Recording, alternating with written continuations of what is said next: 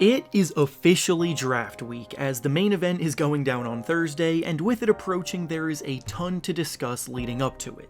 Everyone is excited to see which teams take the top prospects available, and plenty of fans have opinions about who would fit best with each teams, and in order to help understand each player and their playstyles, a good thought experiment analysts often do is making comparisons for each one to current or former players from the NBA. This is exactly what I'll be doing in today's video, as we will be going through some of the biggest names available in the 2022 NBA draft, and we'll be making realistic comparisons to either current or former NBA players that they remind me of, trying my best not to overrate or underrate their potential. Obviously, they aren't all one-to-one replications of these players, but there are similarities in their games to varying degrees. Before we start though, make sure to like the video and subscribe to the channel, as all support is very much appreciated. Now with that being said, let's begin. The first player we'll be comparing today is Jabari Smith Jr. from Auburn, and the player that he reminds me of is Rashard Lewis. Lewis is a former all-star caliber player who has been retired for about 8 years now, but at his best he was a combo forward who played tough defense, shot the ball extremely well from the perimeter, made 2 all-star games, and scored over 20 points per game in 3 different seasons. He used his height and length to efficiently shoot over his defender, and he played in an era before three-point shooting became as prioritized as it is now, so he would have been even better playing today. Smith brings a lot of those same skills, as someone who can play both forward positions on offense and defend multiple positions on the other end.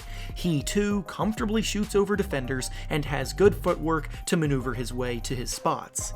Like Lewis, who is an NBA champion by the way, Smith is a smart player that plays winning basketball, and those kind of skills might just have him hear his name called first overall on draft night. The next player up is Paolo Banchero, and the player that I see him playing like at the next level is Blake Griffin. Banchero may not be as bouncy as a young Blake Griffin was when he was making SportsCenter every game for a new highlight dunk that he would throw down, but instead Banchero could prove to be a similar player to what Blake Griffin was in his first season with the Detroit Pistons, before he began to fall off individually. In Blake's first season in Detroit, he was a 25-point per game scorer who grabbed about 8 rebounds and dished out about 5 assists per game. He wasn't nearly as reliant on his athleticism at that point, because he was a much improved playmaker with footwork out of the high post, perimeter shooting, and ball handling that made him a force who could create in so many ways. Banchero is a similar build with the strength to finish inside strong like Griffin did, while also having fairly advanced footwork for a player at his age. He operates well in the mid-range, creates matchup nightmares for defenders because of his size, strength, and quickness with his first step, and he even started showing an improved ability to read a defense and create for those around him in March Madness. Next up is Chet Holmgren, and the player that he reminds me most of is Kristaps Porzingis. Porzingis entered the NBA with a lot of the same concerns as Holmgren has now, as Porzingis was also a rather skinny big man that would need to add strength to be able to hang with the league's top big men. Porzingis at his best can do damage inside, but he's at his best when he's out on the perimeter setting screens, running pick and pop plays, and knocking down threes as someone that stands over 7 feet tall. He's definitely not a perfect player, and there have always been complaints by fans that Porzingis isn't aggressive enough and he spends too much of his time outside of the arc, but he's a former all-star player that blocked 2 or more shots per game in each of his first 4 seasons, and that's the kind of impact that I can see Holmgren bringing to whatever team drafts him as well. Holmgren is a very good perimeter shooter, he has very good defensive instincts, and definitely blocks a ton of shots. He just desperately needs to put on some muscle. Porzingis has been able to get stronger over the years, so there's no reason why Holmgren can't do the same thing. The next top prospect comparison we'll be making today is for Jaden Ivy, and he reminds me a lot of De'Aaron Fox. The biggest similarity between these two is the speed and burst, because like Ivy, Fox is one of the fastest players in the NBA right now with the ball in his hands. They take their defenders off the dribble to blow by them and penetrate the paint, where they make a majority of their plays. Both players are strong finishers inside, and both players have shown good, not great passing skills as a primary ball handler. Additionally, neither Fox or Ivy are particularly good shooters from the perimeter.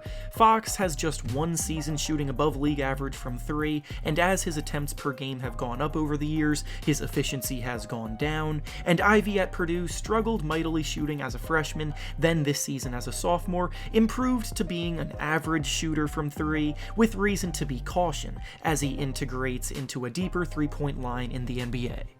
The next player up is Shaden Sharp, and the player that he reminds me a lot of is Zach LaVine.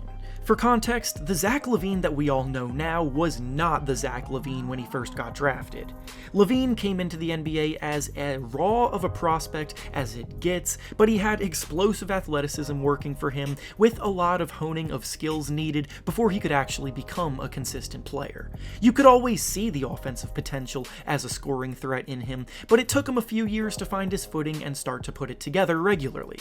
Sharp is similar in this regard, because we haven't seen him play against any notable competition yet, but from the tape that we do have of him, he clearly has obvious talent as a scorer that can create naturally for himself off the dribble, knock down tough shots, and explode for strong finishes at the basket. It may take him a few years like it did with LaVine, and there will probably be some shot selection issues to work out as well, again like there was with LaVine, but down the line he has the ability to be an all-star scorer that can catch fire with the best of them. The next prospect up for comparison is Keegan Murray, and he reminds me of TJ Warren, at least offensively. Murray and Warren are both forwards that just seem to make scoring the ball look so natural, without having to force anything.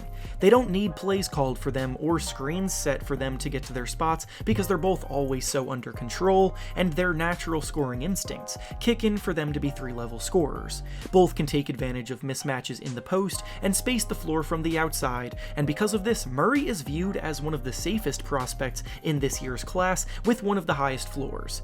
I do think Murray has more defensive potential than Warren has, so this isn't necessarily a perfect comparison, but at least offensively there's a lot to like. And finally, the last prospect we'll be discussing today is Dyson Daniels, and the player he reminds me a lot of is Marcus Smart. Smart is a combo guard who, from the day that he was drafted, has brought a competitive spirit that rubs off on those around him, and while his box score numbers and per game averages may not look like the most impressive thing he brings, he has a tenacity and an ability to make big plays in key moments that has been at the core of a lot of the Boston Celtics' success over the years. He's not that good of a shooter, yet he can still knock down shots and heat up occasionally, and he uses his physicality and his tools to hound opposing ball handlers. This is exactly the type of player you'll be getting when you draft Dyson Daniels. Daniels is a smart, physical player that showed that he could make winning plays for his team when he was in the G League this year as a defender and playmaker, and while he isn't necessarily a natural point guard or shooting guard, he can do a little bit of both. He too will need to improve his jumper, but the underlying theme with him is that he knows how to play the right way. And with that being said, that's all I have for you today. Make sure to like the video, subscribe to the channel, and comment down below who you think the top prospects compare to at the next level. Thanks for watching, and I'll see you all next time.